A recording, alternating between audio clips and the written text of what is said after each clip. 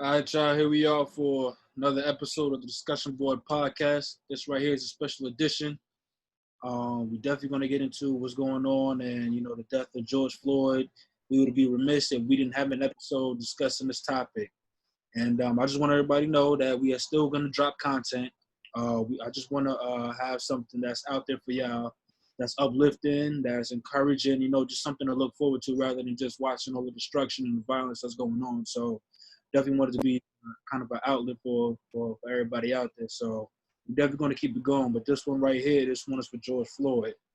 And we're going to get into, I'm going to talk a little bit about the actual footage of what I saw. And there's a couple of points that I want to get into as well.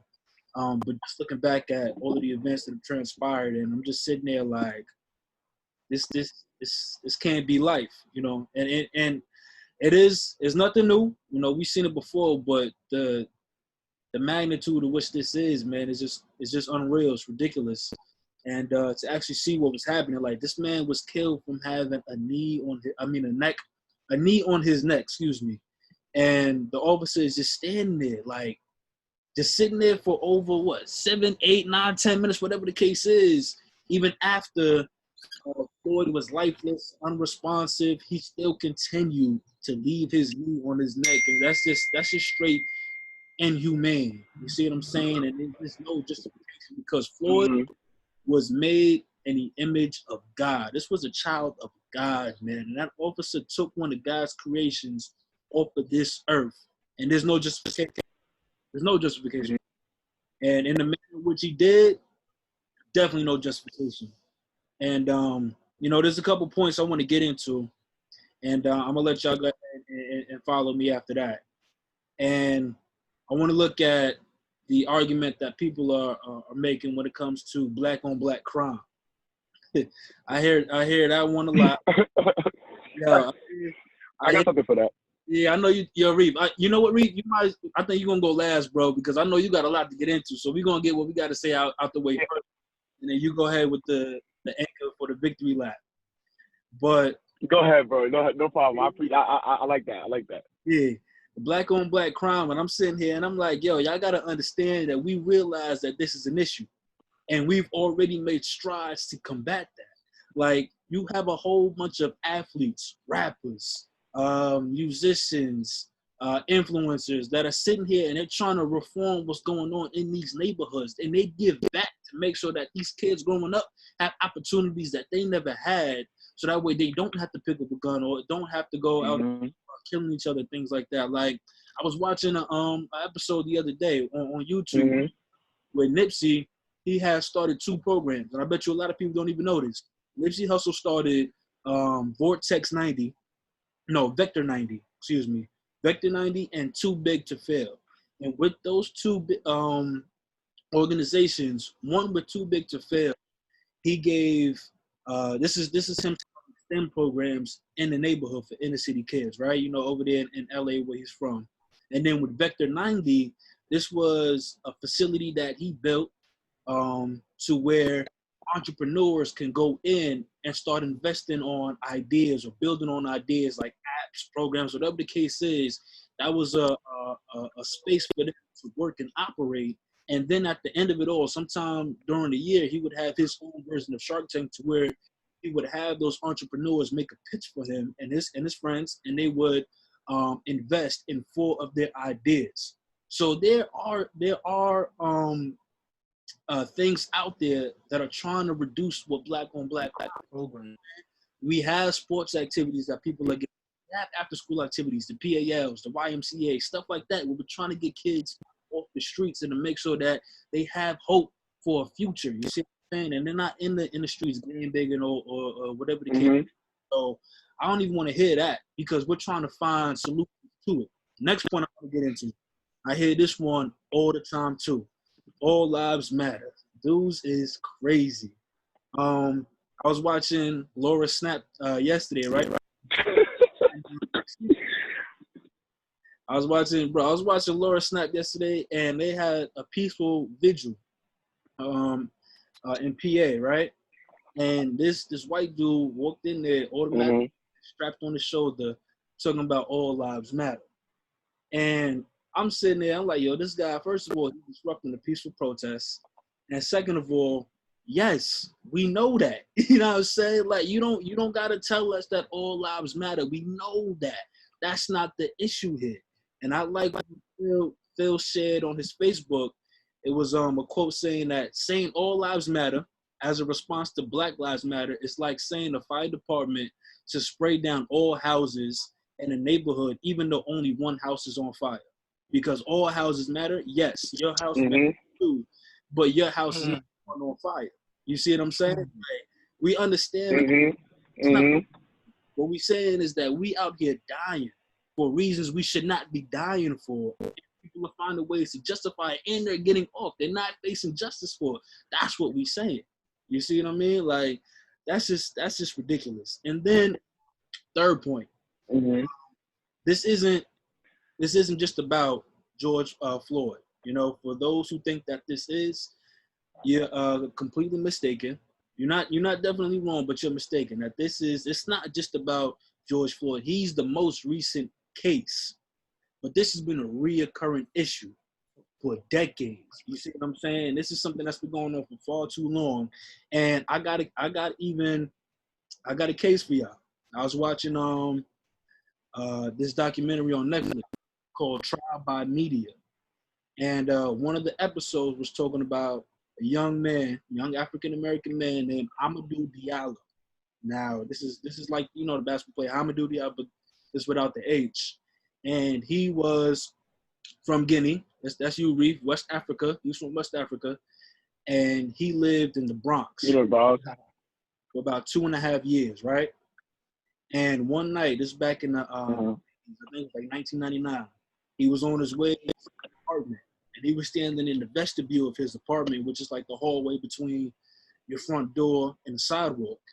He was standing in there, and four clothes, white officers rolled up on him saying that, you know, he looked sus. So they kind of like, you know, surrounded him within the vestibule of his own apartment. I don't understand how you could look sus in your own apartment. And the door was locked, so he wasn't even able to get in there. He just wanted to confront what was going on because these officers just rolled up on him. And they thought they saw him digging in his pocket unarmed. They thought they saw him digging in his pockets for what they thought to believe was a gun, right? And they opened fire on him. And they shot at him 41 times. 41 times. 19 bullets hit his body. They shot at him 41 times. This is 4 cops against one individual who was trapped within the hallway of his house. One man, bro. One man, 41 times. I don't even think he did have a gun. Who shoots at somebody 41 times? You see what I'm saying? And guess what? They were charged with second-degree murder and reckless endangerment, not guilty. Verdict for all of them. This is why we are upset. This is why we're protesting. This is why we're rioting, because it's instances like that to where we get no justice. That's why we're doing what we're doing.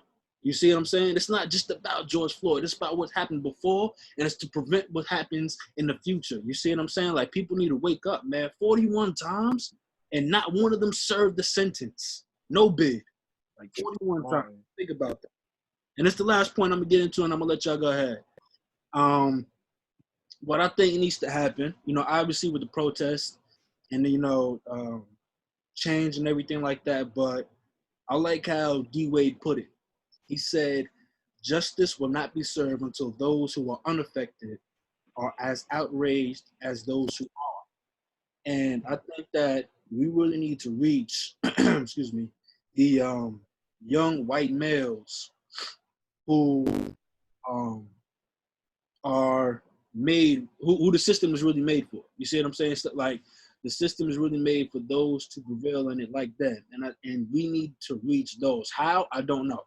But those are the ones that we need to reach, because those are the ones who the system was made for. And as they rise up into the positions that they fill, which is politicians, judges, officers, whatever the case is, they're going to keep those same ideologies that they grew up with, and we need to change that. Because if we can change what they're thinking and how they view different situations, then we can change a lot of the stuff that's going on in this world. You see what I'm saying? But Those are just my takes on it. You know, Zay, you can go ahead. I know Reef, you got a lot to get into, so I ain't gonna hold y'all up. Oh man, where do I even begin with this? Man, I'm low key like lost for words. It's devastating. Yo, bro, I got my words. So if you want to take time to get yourself together, I got some stuff to say, bro. Go ahead, bro. See what you gotta see. All right. First and foremost, listen. I feel as if people are being very, very ignorant when it comes to what's going on right now. Yeah. Let's not even talk about the fact that would be like the racist background between what happened to George, right? Let's talk about the fact of what's going on right now with the riots and the protests. Okay. Right? People across the country are saying, oh, they're being violent, they're destroying stuff that has nothing to do with it. You know, why are they doing this? It's just proving the point where we're solidifying the stereotype. Yeah. I want everybody to realize the fact that human history is built like this. Yep. You have to think about it. The very country we live in was built off of riots and protests. The Boston Tea Party was a protest. It was a riot. Yep. The battle at Lexington and Concord happened. The battle at Lexington and Concord started off because they started to protect themselves and defend themselves against the oppressors that were in the area, the British Empire. Yeah. And why did they do that? Because they felt underrepresented in the very country they belonged to. Yep. So what these Americans right now are talking about with African Americans and whoever is out there in the streets protesting and rioting, that they're doing more violence and disservice, has to stop. They have to. Western civilization has been doing this for years. Revolution happened like this. Yep. You know what I'm saying? So that's first and foremost I want to get out the way. I don't want I'm sick and tired of seeing people saying, oh, right. Yes, I understand what you mean. I understand that you're saying that it's putting people who have nothing to do with this at risk. But at the end of the day, collateral is collateral when it comes to moving a country or people forward. That's how it's always been. That's how it's always going to be. And if you guys didn't want this to happen, you would have never let this get to this point. Yep. It's been 2 decades that I've been on this planet. I've been seeing people post and talk and protest about on social media and in person about the many black men and women that have died for the color. Nothing has happened. So now you're mad because we're trying to do something? Yep. Exactly. I'm not hearing that, right? Now let's go to the racism part, right? Let's talk about what it means to be black in America. Yep. I personally have got to little or no hope when it comes to Western civilization and America accepting fully who we are as people and accepting that we are equal in this country. Mm-hmm. And I'm gonna state my piece as to why. We've been fighting this battle for about 400 to 500 years now, in America at least. The battle in itself is more than that. We've been fighting this battle for a very long time, and in every moment that we've been fighting this battle, we have had victories. We've had moments where we felt like we have succeeded. Whether it be Dr. Martin Luther King when he was able to do push protests and get us the ability to vote. You know what I mean? The ability to sit in a restaurant with another white man, the ability to sit on a bus and not have to worry about going to the back. We got that from the protests and stuff that happened in the past. Yep. But the core reason, the core thing that's the problem with America today, it still has not been changed or touched one bit in the time that America has been founded. And the core value, the core thing that's the issue is how the society that we live in sees the black man. Yep. Yep. They can change all the laws they want to make us equal. But if I walk down the street and a white man look at me, if he don't see me as equal, it don't matter. It don't matter what the laws are. If he don't see me as equal, it don't matter. And we see that, and we see that with a mood. That was a regular white civilian that shot him because he was jogging. Yeah. Why? Because he was black. You understand what I'm saying? So the law doesn't say. Did the law save a mood? But he was dangerous. Exactly. Did the law save a mood? Did the fact that we could vote and we're equal and everything, did that save the mood's life? Or did that save George's life? Mm-hmm. Did it save Trayvon Martin's life? Right. You know what I'm saying? Right. The real problem is society's core, the core value of how they portray and look at black people. Yep. Right? Yep. And the reason why, and that's the reason why I feel like I have little to no hope. Because at the end of the day, no matter how many degrees I get, no matter how much I sound intelligent, no matter how much I put a suit on and walk down the street, There will be a day when I walk into a store, a white person will see me and look at me differently. Yep. There will be a day. And at the end of the day, until that's changed, the day that I could walk down the street at 2 a.m. in the morning and a white woman won't clutch her purse is the same day that we will stop seeing black men and women getting killed on the street. Yep. You understand what I'm saying? Absolutely. When that day is, I have no clue. Yeah. You know what I'm saying? Yep. So my point of view about all this is, and before I say this, let me first and foremost say I respect and honor every single person who has risked themselves to put themselves out on the front lines for this protest and riots. I feel that you guys are showing, my sister said something perfect. She stated it perfectly. She said, right now, we're witnessing history, and you want to be on the right side of history. And I personally appreciate every single one of you guys because you guys are on the right side of history. Absolutely. But individually, what I've gotten to the point individually is I'm kind of finished trying to convince this society and this world that we are equal. Because at the end of the day, we've been doing the same tactic of convincing for the past 400 to 500 years, and yet we are still at risk of losing our lives every day out our door. What we need to people is to realize that in order for us to be seen as equal, we have to, the saying, you don't take respect, you earn it. Yeah. I feel that applies in this very situation. Yeah. They're not gonna give us the respect as human beings because we deserve it. We gotta go earn it. And by that I mean creating stuff where they can't touch us. If we create our own community police, which every other race, every other ethnicity, except for like in America, I wouldn't even say America. There are coastal cities in America because of the mix and the mixes of races and stuff. If you look at most countries, most states, most everything that you want to talk about, the police that police that community are from that community. They understand the people in that community. Yep. They have a connection with those people in that community. How can I expect the white man from Whitestone to be able to connect with me when I'm in Southside Jamaica? He's never seen something in Southside Jamaica, like something like Southside Jamaica before. How could he understand it? So of course he's gonna and so if that's the case, he doesn't know me, he doesn't connect with me. The only thing he knows is the racist foundation of society that has been put on us. The racial profile has been put on us. Yep. So yes, he's gonna act like he's scared at the fact that I'm going in my pocket. All he knows is that black people go and shoot and do stupid stuff. Mm-hmm. You know what I'm saying? It's a very deep and complicated issue we have here at hand.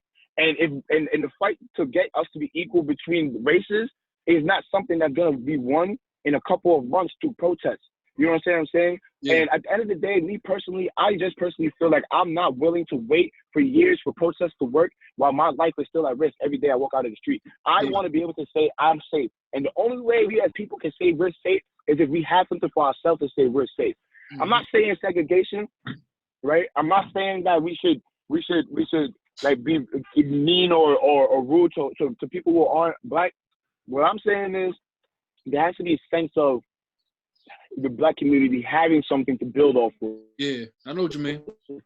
So we don't have to appeal to the, you know what I'm saying? If something happened in the black community in my neighborhood, let's say my friend got shot, right?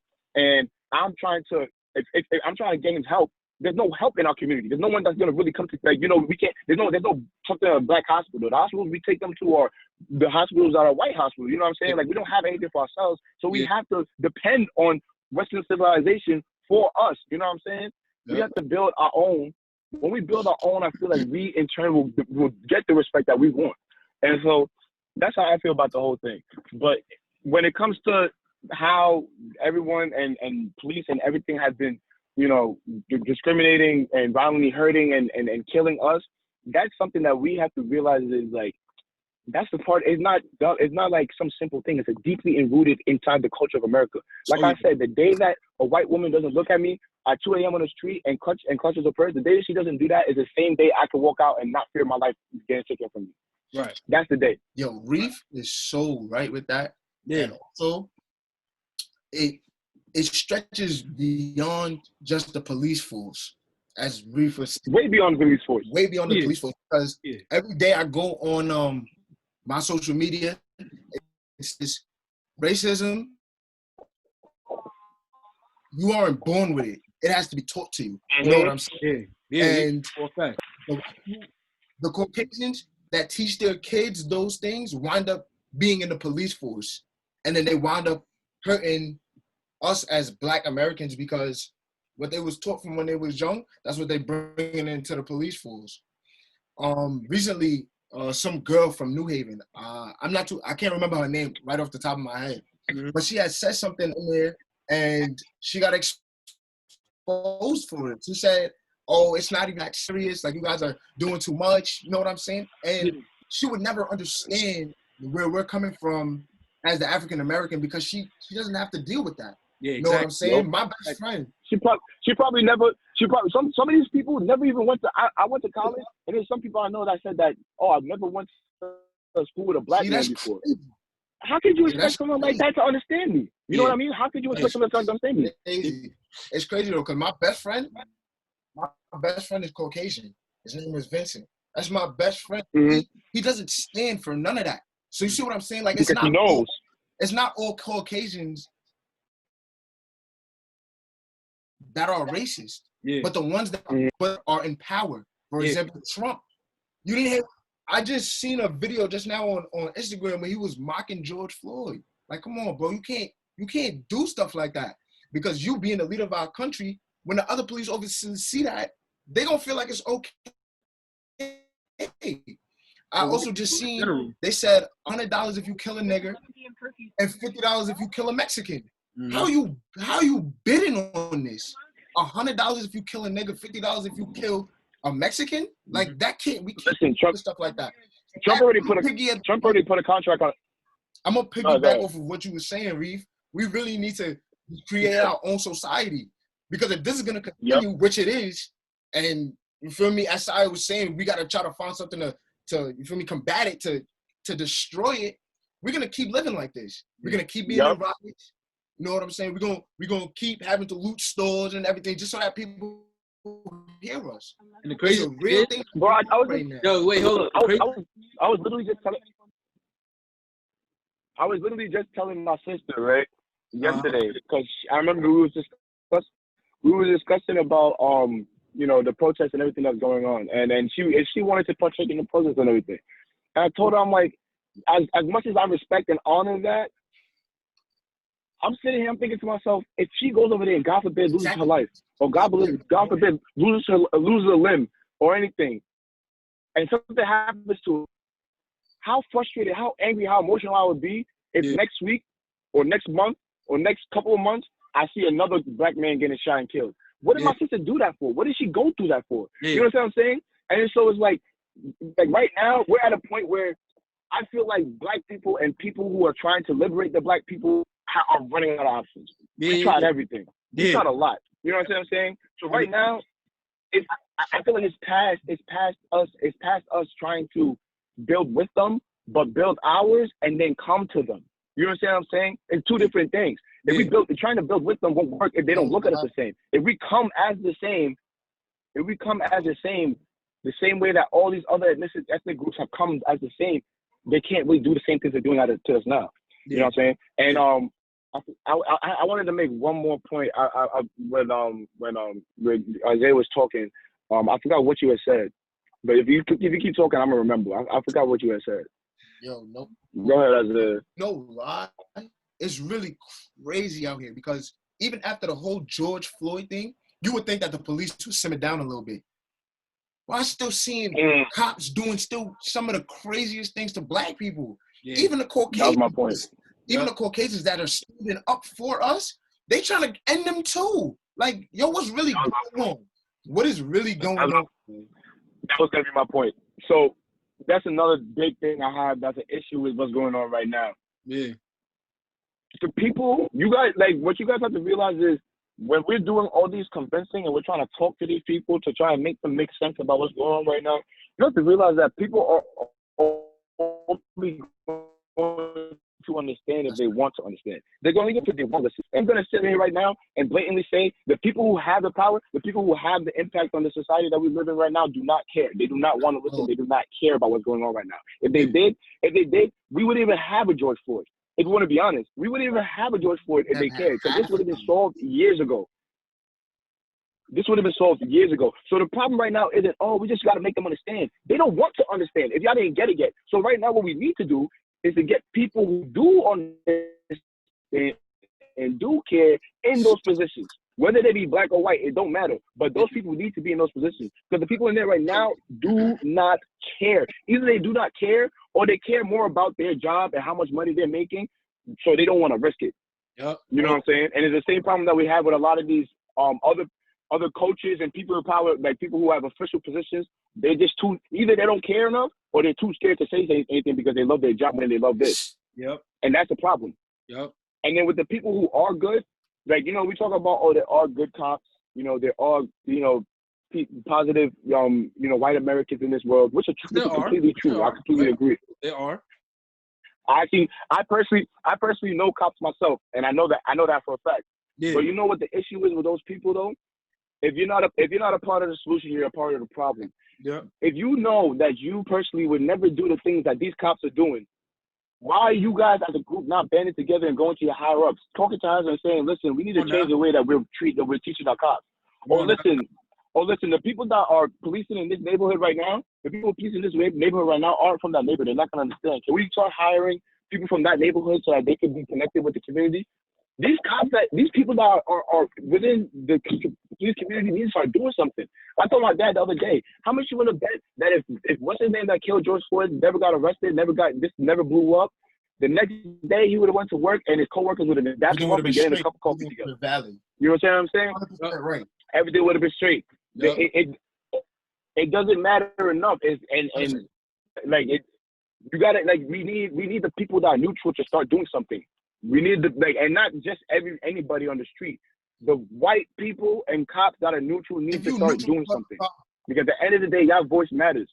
If you're neutral, you're part of the problem. Right? If you're neutral, you are part of the problem. Yep. You're part of the problem. We need people like you on our side because there's so much we can do as, you feel me, one race. Yeah. We need all those neutrals to come on our side and help fight. You know what I'm saying? Until such time, we're going to still be where we at. Like both of you saying, man, to both of your points, I think it all like we've been saying, it's to the point where we're out of options, you know? We done tried everything. We tried it the peaceful way, we tried the riot way, the looting, all of that. It just seemed and honestly, I was hearing the quote that from Martin Luther King. I think his son said it and he was quoting his pops. And I think he said rioting is the voice of the unheard, like that, right? So it gets to the point where you're not hearing us doing it peacefully. And then even when we try to do it peacefully, like the Colin Kaepernicks, you didn't like that. You didn't agree with it. So you know what? You brought us to this point. And it seems like even when you're doing that, you still not listening. Exactly. You're not hearing. So it's to the point where what do we do now? You know, people are saying rioting isn't the way. People are saying peaceful protest. Exactly. So we out of options. What is the way then? You see what I'm saying? And it stems back to what I was saying from that quote from D. Wade. Can you imagine? What happened? Hold on, it stemmed back from the point. I was about to say, before you go, with D. Wade. Go ahead. Where he said, justice won't be served until those who are unaffected are outraged as much as those who are. Like, they have to get the picture for themselves. Like, yo, this ain't it. This is not the right way to do things. Regardless of what color it is right versus wrong. You see what I'm saying? Like, there's no gray area with this. You got to understand that this is not how you treat human beings. You a human being too. Imagine if that was your kid out there, or your brother, or your son, or something like that, getting out there has a cop with his knee on his neck, or getting shot at 41 times, or something like that. Like, come on now, you wouldn't want them to get off easy either. So what are we doing here? My thing is, for what reason though? Like, why do they have? Because they don't care. They don't care. They don't care about it. You gotta be like. Bro, you gotta realize, like, right, for as much time as Western civilization has been around, this has worked for them. Like, this system, everything that's going on right now has worked for them. Everything is smooth. If I was born and I was born like, and not to say that if you're born as a white person that you obviously have negative connotation. If I was born white right now, would I feel as deeply about what's going on? No. Probably not. Why? Because I just don't deal with it. Yeah. Every day that I wake up in the morning, I see beautiful birds and trees, and I walk around and everything's all good. You know what I'm saying? Good. They don't deal with it. Why should I care? That's how they're coming across with it. You know what I'm saying? And then the people who do care on the completely opposite side of the story. They don't want us to do well. So you got people who don't care, and they got people who care the opposite. And then we just got us that just trying to fend for ourselves. Yeah. You know what I'm saying? Yeah. So the why question, the why do they feel like they need to do this? Why did he have his foot on the neck for 9 minutes? Why is he not getting justice? Why is people not going to jail? That why question works if we were all seeing together as the same. It would work because then we would be like, all right, morally that's wrong. Yeah, they don't even see it like that because we're not seeing the same. You understand what I'm saying? Yeah. So like, and then to the point about when the police, like the people who matter the people who don't get affected by it have to be as angry as the people who are affected by it, right? The only way that could possibly happen, honestly, is I don't even know. I feel like if they go through it themselves, but then that can't even happen either. Like we have to realize that when it comes to emotional experiences and stuff like that, it's very hard to portray that to someone and get them to understand exactly what that you're going through is. You know, like think about all the times that you try to hear somebody out for something that they're going through. Did you feel like you completely understood it if you've never been through it? You know, so it's kind of exactly. So like I said in the beginning of this whole, man, a long process. Like everything that we're talking about, like trying to get people to care, you know, trying to get people in positions of power so we can do well, this and that. That's a long process. Right. I personally feel like we need to start putting things in our communities that we can depend on so that we can get our lives saved faster. Waiting on that is going to lose a lot of our lives coming as time goes on. A lot of people are going to continue to die. And I'm sorry to say it, and it's very sad to say, but it's the truth. It's the honest truth. We can keep protesting as much as we can, and it's going to bring change eventually, but people are going to be dying for no reason as we continue to do it. You know, and I'm just tired. Like when I was younger, I didn't really understand and like, you know, take in all this. So even when black men were dying and everything, I knew it was wrong, but I never felt the fear myself. Yeah. You know, now that I'm grown and I'm more mature, bro, I literally feel the fear, bro. Yeah. Like, you know, now I can't even walk past a cop without feeling a little some type of way, you know, feeling like like there's a chance something might go off. I mean, you know, yeah, and that's not right. That's not right. 100%. I like it. Literally feels like you don't belong here. I mean, you ask me. You know how I feel about that too. I don't belong here, but it literally feels like you don't belong here. You know? Yeah, we out to Ghana. You know the balls. We in Ghana across. Kumasi, Tamale, you know the balls. Man, but yeah, man, it's a serious issue. It's obviously a serious. Say, you got anything to add? Nah, bro. Right, yeah. Listen, talking on this topic really turns my stomach. You know what I'm saying? It just makes me really, really sick. So I just hope that there's change. Like, you feel me? Yep. Just like the rest of us, man. And listen, condolences go out to and you know, hey. What's up? Yeah, I was about to say, and you know, like at the end of the day, as a Christian man of the Christian faith, you know, I believe as long as you live the rightful and good life on earth, that the life after earth is much more blissful and much more peaceful than the one we have here. Right. You know, so people like a person like George Floyd, God hope, I hope, you know, and pray he was abiding to everything he was supposed to do. The life he lived here he doesn't need that. He's going to something better. Yeah. The hurt and the pain that I feel, is for the people he left behind, bro. You know, he had a daughter. I saw a picture of him and his daughter 6 years earlier, and him and his daughter, like his daughter was like a baby. You know, right now she's probably like 6, 7 years old. She's gonna grow up the rest of her life without her father just because he was black. Right. You know, the wife is gonna be a single mother. She gotta struggle being a single mother. The same problem that these people like to blame us for, they don't put her in that situation. Nope. Being a single mother, having to raise a child on her own just because he was black. I feel bad for all the people that got impacted by this. You know what I mean? Yep. We as men that, you know, that unfortunately end up we're going to our creator, bro. But the people who are leaving behind here don't deserve that. You know? Yeah. Yeah.